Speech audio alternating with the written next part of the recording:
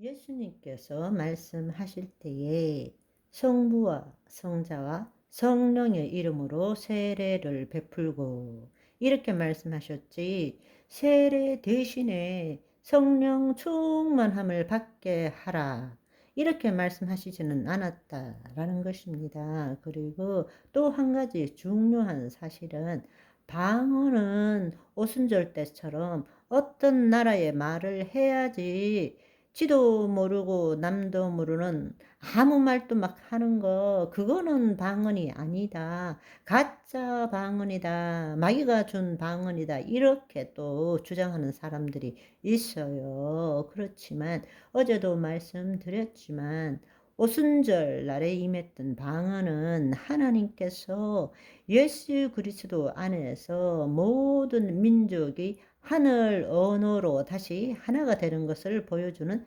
징표로서 그렇게 방언을 하도록 한 것이지, 반드시 모든 방언이 어떤 다른 나라의 그 언어로 말해야 되는 것은 아니라는 것입니다. 예를 들자면 사도 바울이 고린도 교회에서 말씀하셨던 방언에 대한 것을 한번 생각해 보십시오.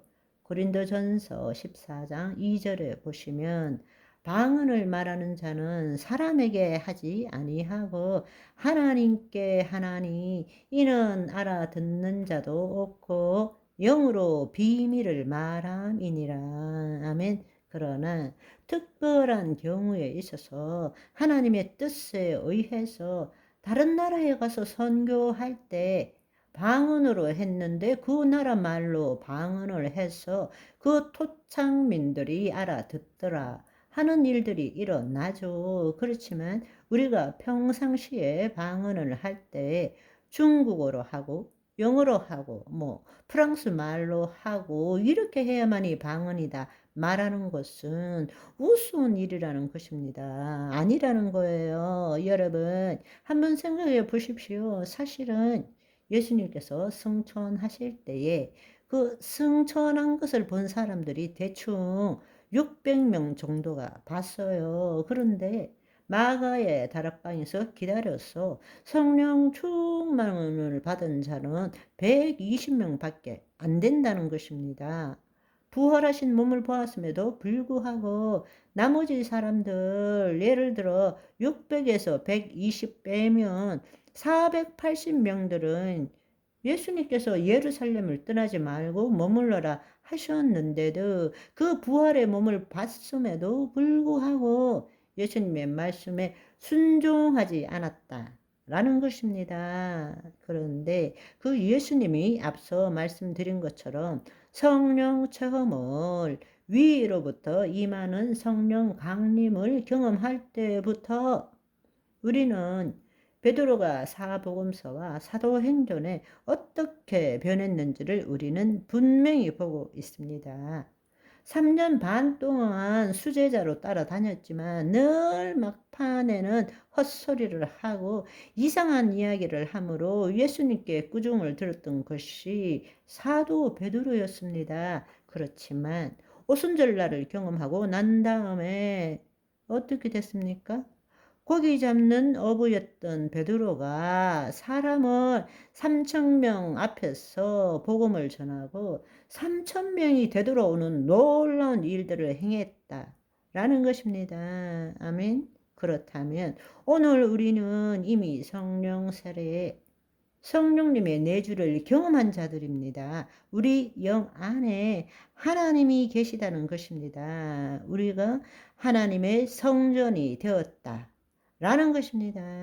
아멘. 그런데 하나님의 영이 우리 안에 있느냐 없느냐 보다 우리가 성령의 인도함을 받아야 됩니다. 다른 말로 하나님의 영이 우리의 혼과 몸을 통치하는 것을 경험해야 한다는 것입니다. 그렇기 때문에 우리는 성령 체험을 간구할 줄 알아야 합니다.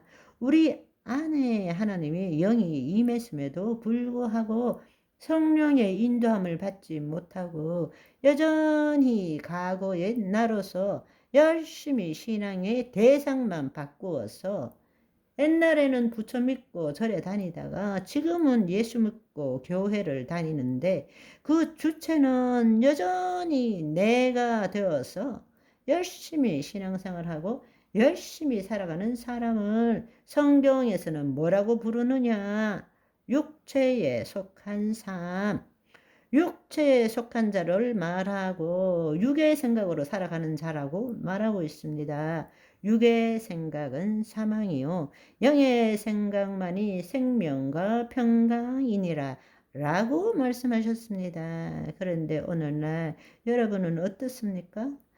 갈급함이 없어요. 갈급함이 성령 체험, 위로부터 임하시는 성령 체험에 대한 갈급함이 없다는 것입니다. 그냥 여전히 내 안에 성령님이 계신다는 그 사실 하나만으로, 아니 사실 그것도 확신이 없어요. 내 안에 성령님이 계시는지 안 계시는지를 몰라. 그렇지만 우리가 믿음으로 예수 그리스도를 믿고 세례를 받을 때 성령님은 우리 안에 내주하십니다. 그렇지만 우리가 기억해야 되는 것은 그 영이 있다고 해서 영원한 구원을 받는 것이 아닙니다. 왜? 그 영은 하나님의 영이에요. 그 영은 마지막 때 하늘로 올라갑니다.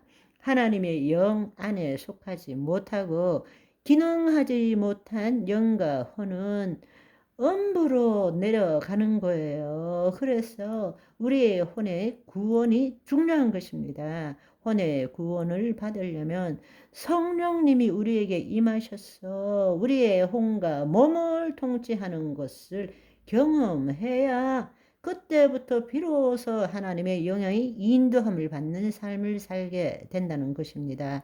더 이상 육의 생각이 아니라 영의 생각으로 살 수 있게 된다라는 것입니다.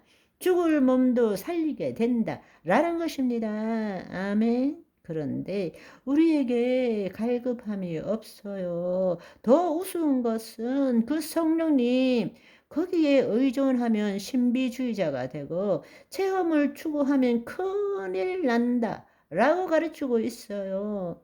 기적 중의 기적은 성령 없이 신앙생활을 하는 것이 기적 중의 기적인 것입니다. 이렇게 놀라운 말씀을 지금 우리가 성경을 보고 있음에도 불구하고 하나님 나라 문 앞에 서서 자기도 안 들어가고 들어가는 자도 못 들어가게 하는 자들이 많다라는 이야기입니다. 얼마나 안타까운 일입니까? 여러분 안에 성령님이 내주하신다면 이제는 간절한 마음으로 성령 체험을 간구해야 합니다. 성령님이 임할 때부터 예수 그리스도의 성품이 나타나고 예수 그리스도의 능력이 나타나고 하나님의 뜻을 이루는 일이 나타나는 것입니다. 아멘. 오늘은 여기까지. 바이바이.